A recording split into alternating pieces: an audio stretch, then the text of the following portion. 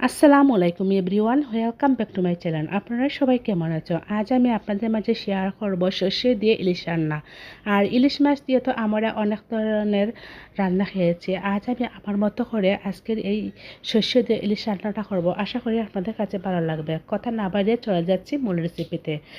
Viewers, আর এখানে আমি একটা জারের মধ্যে হলুদ শস্য আর কালার শস্য পানি দিয়ে ব্লেন্ডার করে এই জারের মধ্যে ভরে নিয়েছি। তারপরে নিয়েছি একটা ডিমালা ইলিশ, আর এই ইলিশটাকে আমি কেটে 4 পিস বের করে নেব ভিউয়ার্স, আর বের করে নিয়েছি।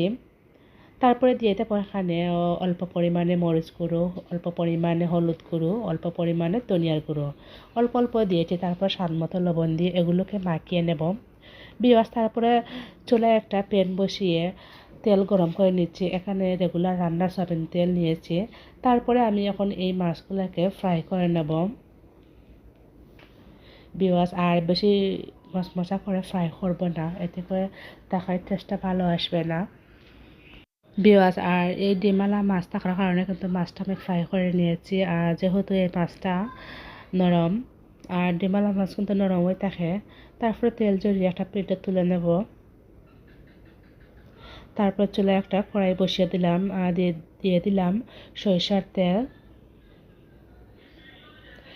আর এই সরিষার তেল দিয়ে কিন্তু এই ইলিশ সরিষাটা খেতে অনেক ভালো লাগে। তারপর দিয়ে দিলাম 1 টেবিল চামচ পেঁয়াজ বাটা।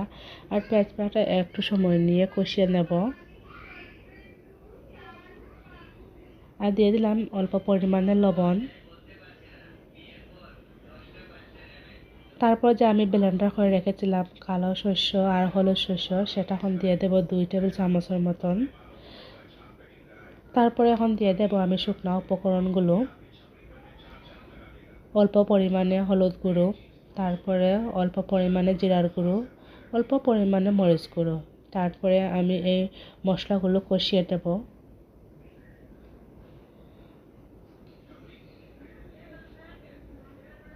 তারপর দিয়ে দিলাম অল্প পানি দিয়ে আরও একটু সময় নিয়ে কষিয়ে নেব। আর মশলা যদি ভালো করে কষিয়ে নেওয়া যায়, আর তরকারির টেস্টটাও কিন্তু অনেক ভালো আসে ভিউয়ার্স। আর তারপর দিয়ে দিলাম 4-5টা কাঁচামরিচ। তারপরে এখন আমি মাছগুলো দিয়ে দিলাম ভিউয়ার্স। আর এই শস্য দিয়ে ইলিশ রান্নাটা কিন্তু ঔষধের কাজ করে। যারা সর্দি জ্বরে আক্রান্ত তারা এভাবে রান্না করে খেতে পারো। তারপরে আমি দিয়ে দিলাম মাছগুলো, আর মাছগুলো দিয়ে একটু সময় দিয়ে রান্না করে নেব। যেহেতু মাছগুলো ফ্রাই করার বেশি সময় নিয়ে রান্না করতে হবে না, 3-4 মিনিটের মতো রান্না করে নেব ভিউয়ার্স। আর শস্য দিয়ে ইলিশ রান্নাটা করে নিয়েছি। তারপরে আমি একটা প্লেটে পরিবেশন করে দেখাবো। আর দেখুন কতটা ইয়াম্মি হয়েছে দেখতে। আশা করি আপনাদের মাঝে সর্ষে ইলিশটা রান্না আপনাদের মাঝে সহজভাবে দেখাতে পেরেছি, আপনাদের কাছেও ভালো লেগেছে। আমার এই নিত্য নতুন রেসিপি পেতে হলে আমার চ্যানেলটা সাবস্ক্রাইব করে রাখবা, এতে করে আমি যখন নতুন ভিডিও আপলোড করবো সবার আগে আপনাদের মোবাইলে পৌঁছে যাবে। তাহলে আজকের মতো এখানে বিদায়, আল্লাহ হাফিজ।